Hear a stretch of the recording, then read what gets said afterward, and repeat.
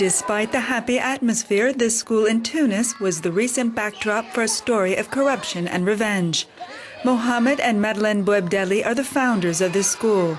Their reputation as pioneers in Tunisia's private education system is based on 40 years of experience.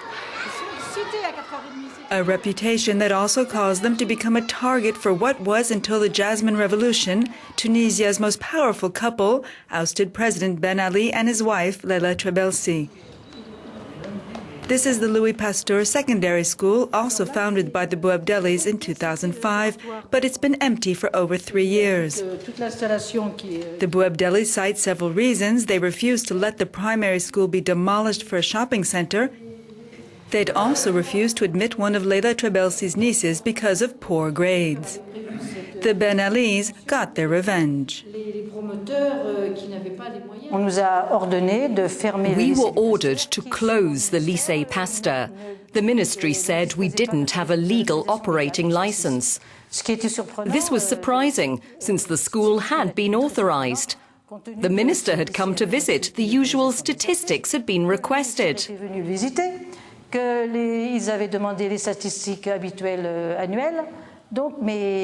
But pretty soon we understood what was behind the order to close. It was because the Carthage International School had opened in September 2007, created by Mrs. Ben Ali and Mrs. Arafat. This is the school in question, a private school on the outskirts of Tunis, even though it received over 1 million euros in state subsidies. Mrs. Arafat, the widow of Yasser Arafat, eventually distanced herself from the project. And despite mediocre results, the school is still up and running, much to the dismay of this man, Jalal Ben Arous. Mr. Arous lives across from the school. He has little choice since it was built on 3 acres of his property expropriated by the state several years ago. Today he's asking for justice. The land, his only heritage, was undersold for 20 dinars or 10 euros per square meter. The buyer, none other than Ben Ali's wife. The residential property agent came in the year 2000 and told us all the land was going to be expropriated for 20 dinars per square meter in the public interest. That, however, is disputable. Then in 2005 they built this school that belongs to the ex-president. We were forced to sell. They forced us to sell. We didn't choose to sell for 20 dinars per square meter. A square meter is worth around 1,000 dinars. These endless shots of construction sites and wealthy villas in the rich suburbs of Tunis have become a symbol of the Ben Ali regime of corruption. These lands, some of them even declared part of Tunisia's heritage by UNESCO, were bought for a symbolic euro and then resold to developers who in turn were run by members of the Ben Ali Trabelsi clan.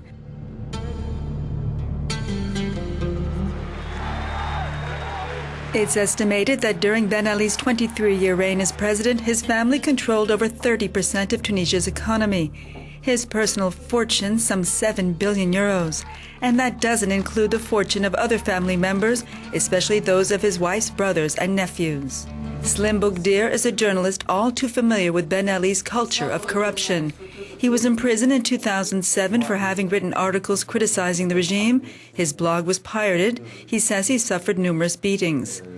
And although Ben Ali is gone and now in a coma, Boukdir claims the legacy he left will take a long time to destroy.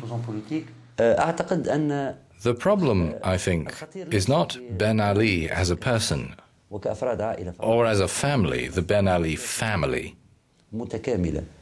He represented dictatorship, a totalitarian government. He fronted a naive, sad and weak theatre play.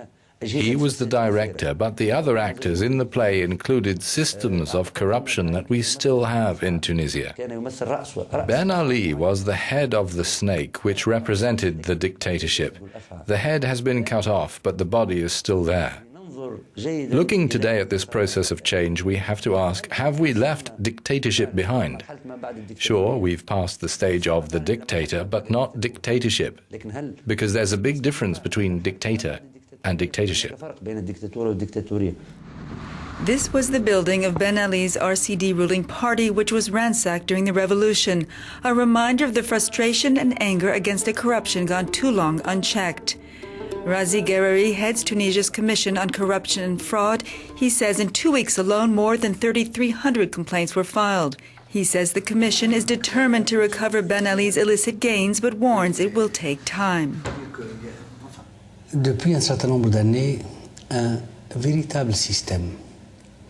Over the years, a veritable corruption system of kickbacks had grown up gradually. For a lot of people, this just seemed to be the normal way things were done. It came to a point where some Tunisians thought that through bribes and some maneuvering, everything was possible.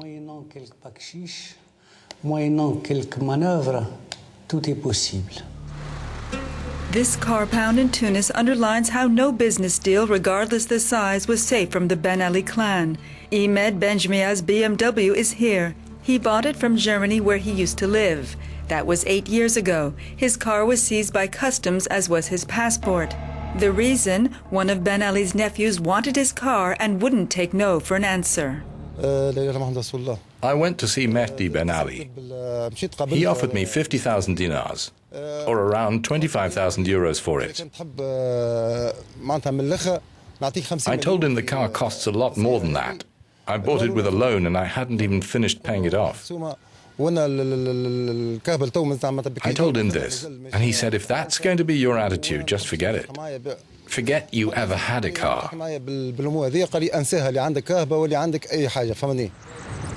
Ahmed has filed a complaint, but he's still waiting. Despite proof of ownership, he still has no car, no passport, and no compensation. For his nephew, patience has its limits. Not much has changed so far. It's the same with the police. If you talk to a person in charge, he'll yell at you. He just doesn't want to know. I don't believe we've changed a lot. Let's hope things change. That's what we're waiting for. We'll see if there's any change. If there isn't any, the people in Tunis are still there, ready to do this revolution again.